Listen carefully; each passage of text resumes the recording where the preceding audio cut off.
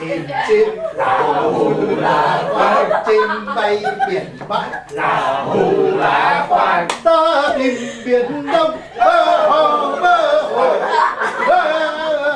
hết thủy hò khoan, hù là khoan, hù là khoan, là khoan hò khoan, hù là khoan.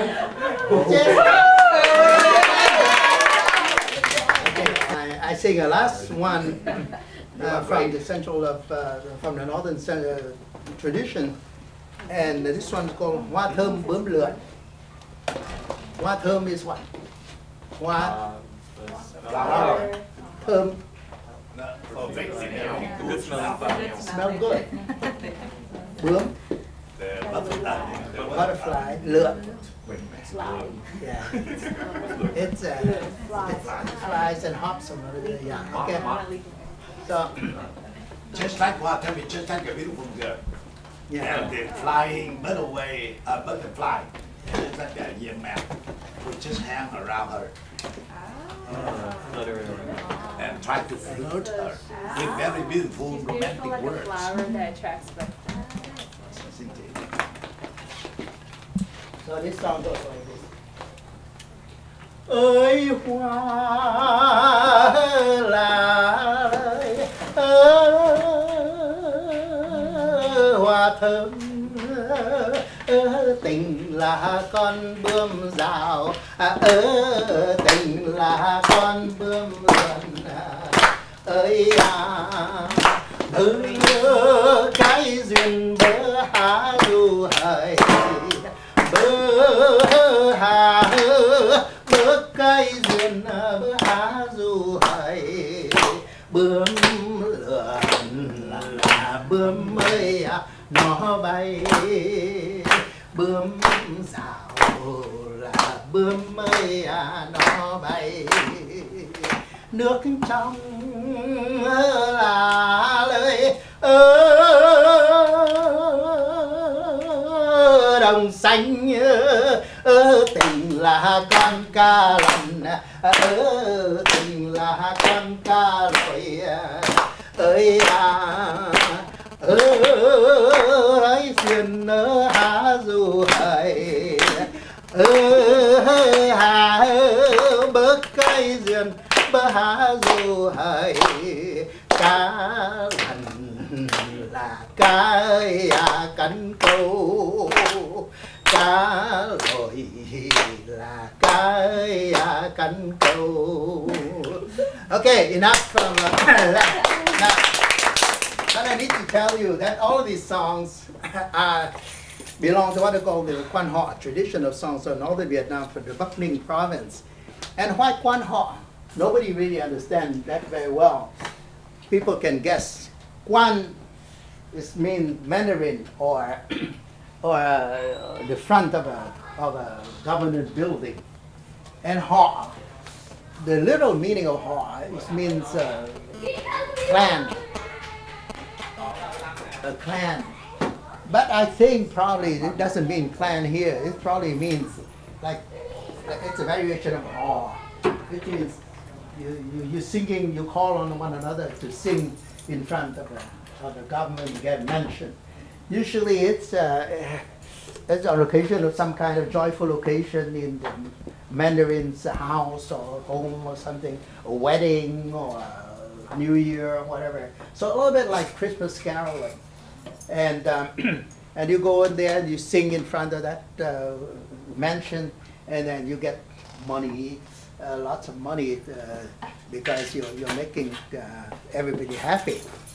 And so beside this kind of love song, I like to tell you about at least one example of a work song. This work song in Vietnamese actually it's not written like this. In Vietnamese it's written like this. Hồ la khoan. Yeah. The only thing is that I write like this, so that American can read it. Yeah. Okay, so just try. How would you read this in Hula?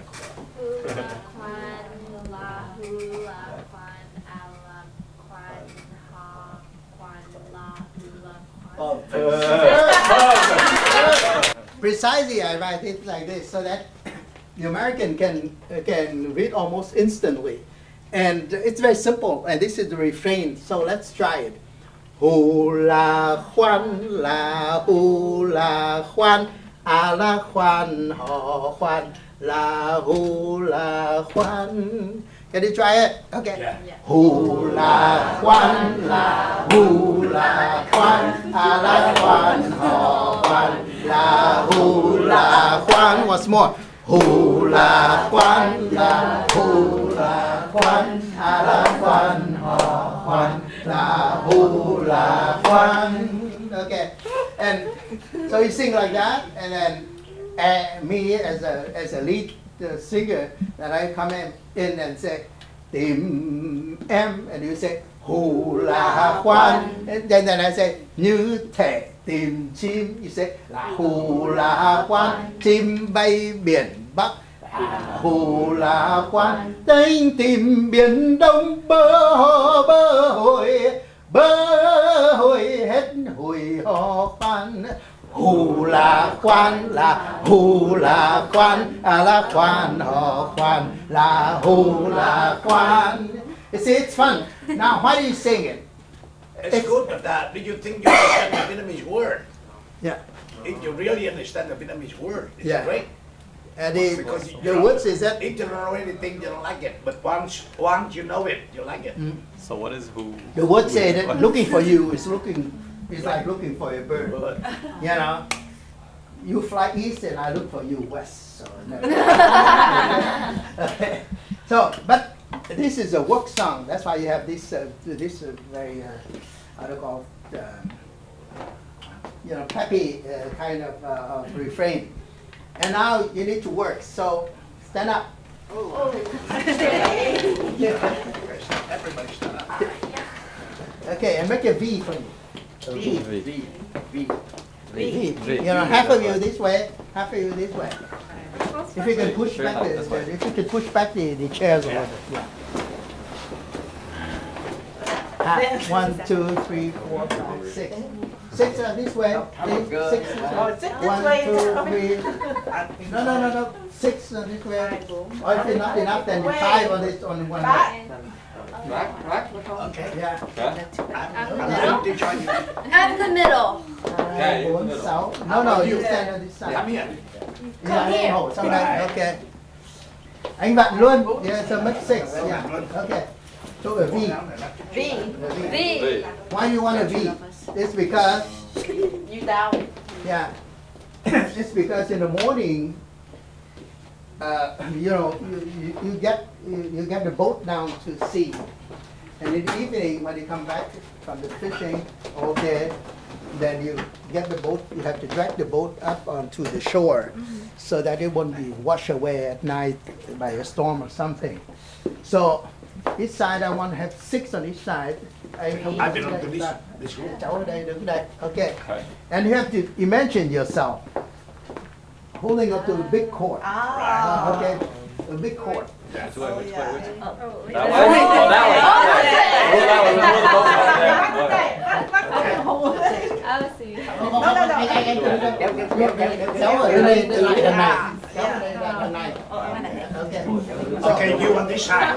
Yeah. You No, on this side. but you should be pulling in the same direction. Yeah. This way, this side. Work together, you guys. This way, this way.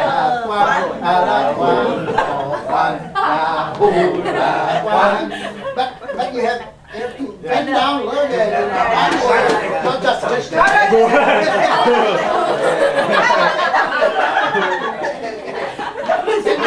You are really do it.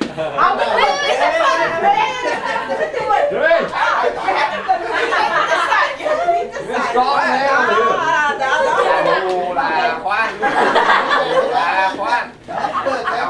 What do you want? You cannot be in the middle. You have to be either on this side or that side. Kéo đây hả? You imagine the boat over there. Imagine the boat over there. You lean down. No, you get this side. Like this side. For this side. Kéo vậy. bàn đàn bà gái mà sao kéo nổi. Đó là kết ba kia. Ở đây con người lớn đó mà. Ok, we need to go. Okay, you ready? 1, 2, 3, let's go.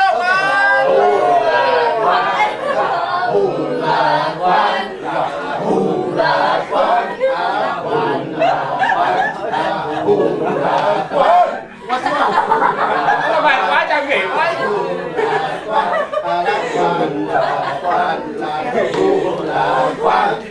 Tìm em hù là quan như thể tìm chim là hù là quan, chim bay biển bắc là hù là quan, ta tìm biển đông bơ hồ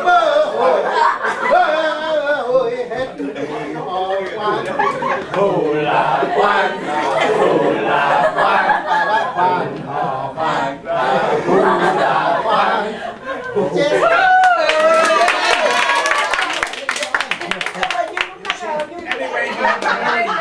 You have a very funny, you have a very happy. Absolutely.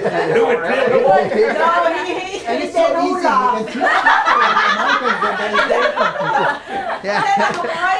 Như đây nhưng mà đi thầy giáo trên khi nào cũng có người đứng dưới phải chỉ chứ đi hướng nào hay không? Xong chúng ta phải trèo người ta đi chỉ đường. He has only shown, but because you hide yourself over there. Okay, so Okay.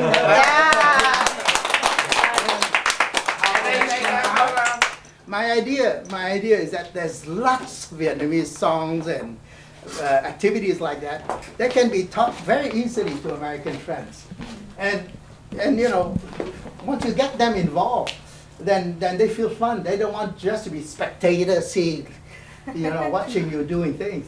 But if you teach them this kind of song, they have lots of fun. I think next time Professor Bích or I will translate all this song into Vietnamese and have a very good explanation about every word. And then when you understand it, you will like it, because you will be the only people who can sing it among the American younger generation. Are they still singing it in Vietnam now? Huh? Are they still singing these songs? Oh yeah. In Vietnam, yes. Not popular here, right? Maybe in the country. You see, to me, Yeah. I think it's This is very your meaningful. roots, too. Very meaningful. You see the way things is done here. That Vietnamese come in here, we bring our tradition like Tết, like Mid-Autumn Festival and things like that. Yeah. But one thing that I didn't like is that we seem to be just doing it among ourselves. We never thought about sharing with our American friends. Whereas, you know, I come in the Mid-Autumn Festival, I go into the art class, I teach them how to make these star the lanterns or the moon lanterns and things like that. I go into the language art class, I teach them the tale of Quay, which is very fun because Quay is a bit of a liar, so it's very fun. And then I go into the music class and I teach them Vietnamese Trung Thu songs. For instance, the song we sing all the time. Tết Trung Thu rước đèn đi chơi, em rước đèn đi khắp phố phường. So then I make it to an American song. So it's a mid-autumn, where are your lanterns? Bring them out and we'll have fun. And the American kids in particular, they have no complexes. If you teach them how to sing Vietnamese, after a couple of times, you turn your back and you wouldn't imagine that they were American kids singing. They think just like you. Yeah. So that's very much fun. Today we travel north, south, north, central, and south. The history of this song. Thank you, Professor Nguyễn Ngọc Bích.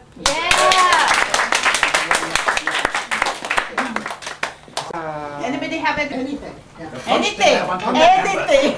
Now you want to ask about a big group thing? You can ask now. Anything. So like, where do these songs like come from, originate from? Like the country, like how long ago, and you know? Me? No, like these songs. Like These songs, yeah. These songs, these what I call it, they come from times immemorial, maybe a couple of centuries or even more. There's passages of Vietnamese history that say that some of these songs are sung as far back as the 11th century. The only thing that we didn't have real notation then, so we're not sure whether it's exactly these songs or not. But most Vietnamese traditions date from way, way, way back, and a tradition like that shows its how do you call it? Its strength, its validity, that it could survive all of that because it does respond to some real need. For instance, all of us have some need for love. That's universal. And so, but whether you have the expression for showing that, then these songs help a lot because instead of you having to write a poem by yourself, which maybe you can, maybe you cannot, you can use some of these songs to court, to yeah. Any more questions then? Okay, we'd like to thank you, the professor. Wonderful time. Okay. Other time, maybe we can discuss other things too. The one Yeah. thing Because I as you would can like to see- remind you that try to remember the address because next time we may meet again here. Yeah. So because I just want to share with you this is that our tradition, Vietnamese tradition, sometimes says we have 4,000 years of history, 5,000 years of history. That you never know, for real. But at least it's very, very long. And our recorded history, I wrote a book, it's called 1,000 Years of Vietnamese Poetry. So the first poem, recorded poem of Vietnam that we still have in the book dates from 987. So as you can see, it's a very respectable tradition. Like Qin Shi Huangdi, the first emperor of China, to go and conquer the part, which is now Jiangxi and Fujian and things like that in China. So he did conquer that. But once he conquered that, he became so enamored of the local people.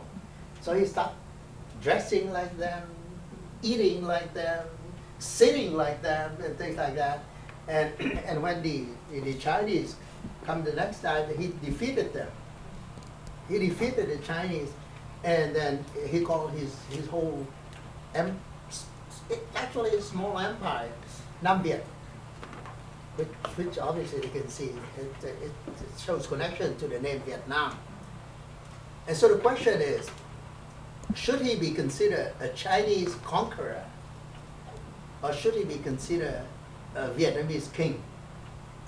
So that's a very good thing because one thing he found out that the Viet in his area love to sing, and the guys also want to sing like the Vietnamese. And the way he sing, he liked to see the Vietnamese sitting like this. Like I cannot sit like that. Yeah, and that's typical Vietnamese. Very Okay, typical. Actually, Henry, we are strapping. sit very well like that. Yeah. Henry, Yeah. I can't do Hey, hey, come that. here, come here. A very typical way of squatting I the can't Vietnamese. sit like that. See, and so Chao Chua even learned how to sit like the Vietnamese. He can sit too. His whole family can do it. this whole family cannot do it.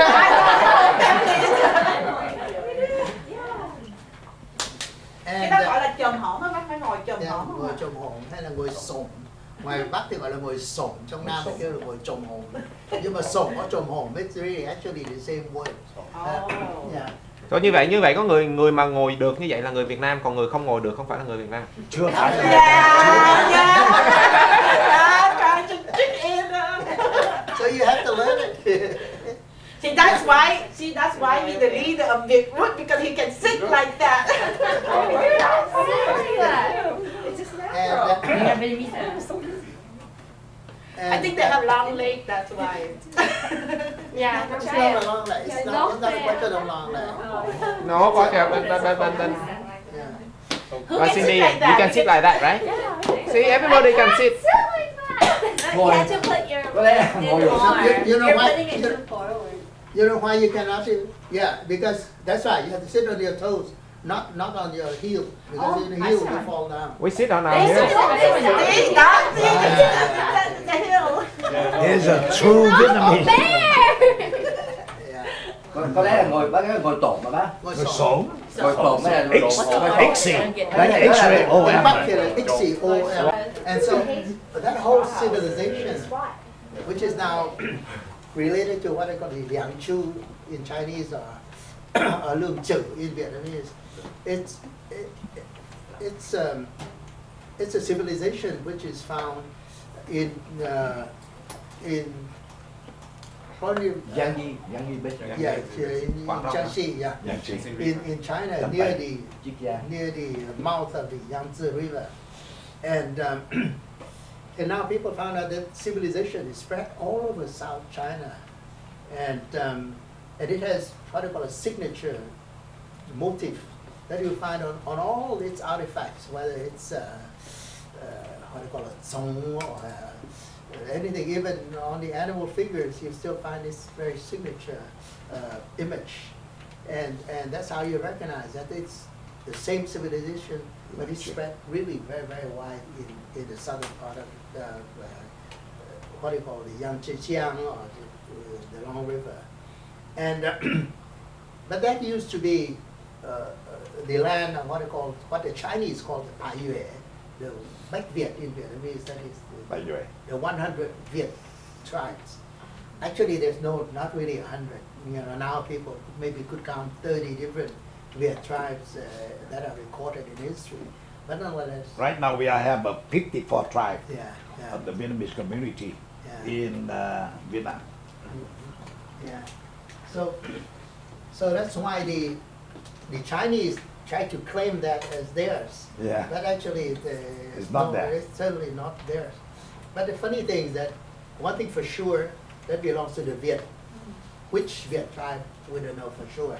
But at least it belongs to the Viet. And now the Chinese call that the dawn of their own civilization. So clearly the Viet were at the origins of Chinese civilization. See how proud we are? Question, like the pictures that's engraved on all the artifacts, right? Is that the image of the guy who found the civilization, or that's? It's What is difficult that? to What is that know. image? It's Do you have any difficult to know. understanding? Yeah, it's one thing for sure is that later on, throughout the centuries, the Chinese use that thing around the corner of building, and it's called Tao Tie.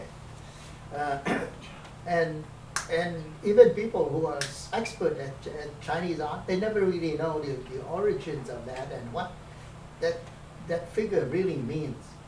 And but now at least you see that as a signature motif on all these jade artifacts, and that should tell us at least the origins of those figures.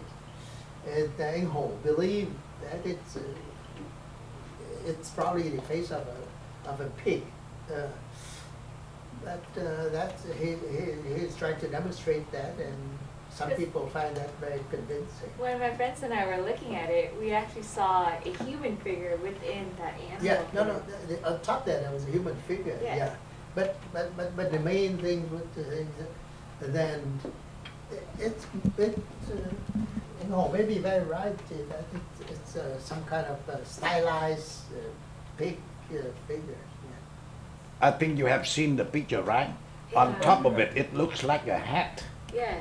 So is that- H-A-T, hat. Is that the? And then the figure of something like somebody sitting on the hat there of a pig. Right. So if that were true, what's the significance of the pig in Chinese culture or Vietnamese culture? La Ho La Quan, very beautiful. I tried that. I hope that Mr. Big will.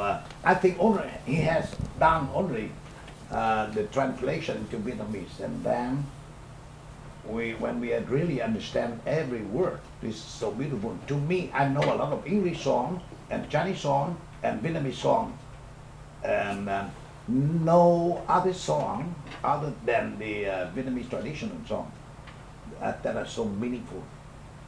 They describe every situation, That's why we have to learn that. So our own culture is so rich, very rich, because we don't know, we don't appreciate only. We would like that, I like that, you all know and then to appreciate it, because it will enrich your inside.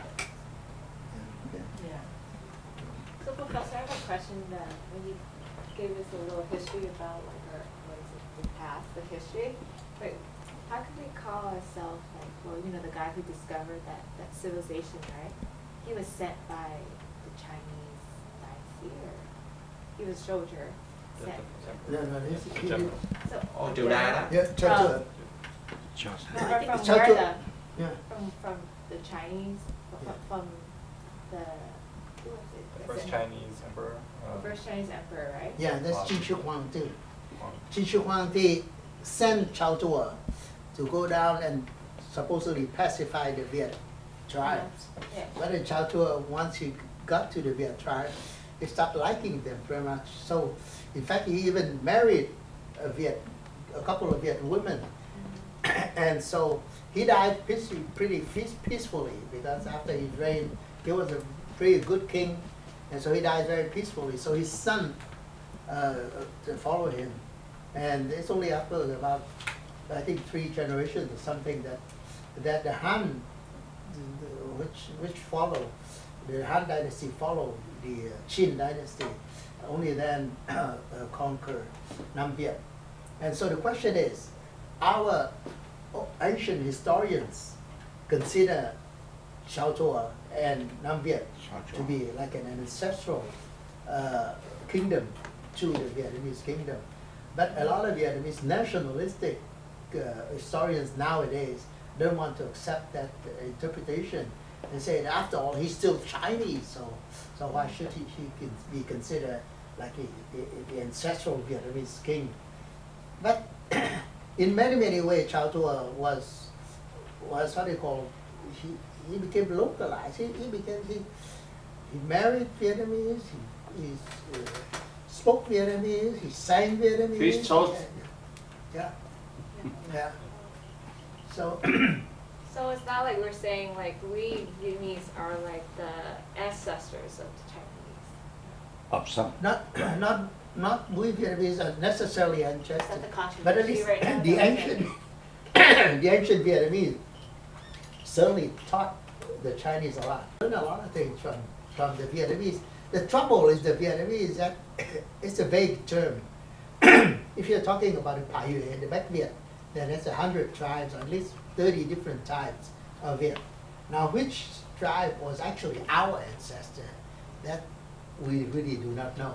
But as a whole, the Vietnamese, again, that's a very vague term, did teach the Chinese a lot of things, including even Confucius admitting that he learned a lot from the Vietnamese. And the Chinese historians themselves admitted that many of the old Chinese myths came from the Pai Yue. Yeah. There also, our Vietnamese have had something very special, because, like, I don't know if you're familiar with Younger Khan. Genghis Khan, yeah. Younger Khan, you know, he conquered almost all over the world, right? But when he hit to Vietnam, he had to back up. Nobody knows reason why. Oh, we know the reason why. We know. Back him. The first time he got mosquito bites, so the whole army became what they call Buddhist army. Buddhist army. So they had to retreat. That was in 1257.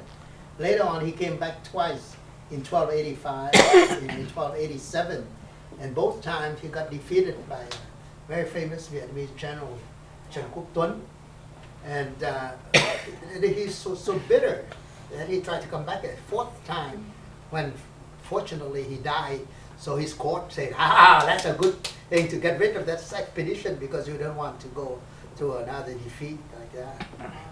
Because the other book I read, it say like, it's kind of mystery that how he can come in and conquer Vietnam, because I don't know, cháu đọc thì nó nói là It's no mystery. We have something that you know he cannot get to the Vietnam. Meanwhile, he conquered all over. Yeah. But He our conquered China and established the Yuan Europe, dynasty even, for yeah. almost 200 Yeah. years. He conquered Russia. He Russia. conquered half of Europe. And he conquered all of India and all this kind But of thing. Vietnam is small. But like when he this, got to and he can- Vietnam, 3 times he got thrown out. So they were about to come back a 4th time because he's you know, he's very, very stubborn. But as I said, and he died. So his courtiers and generals say, that's a good way. We don't want to go through another huge defeat like the last time we were in Vietnam. Do you think that is enough with Professor Big? Give him a big, big hand. Thank you.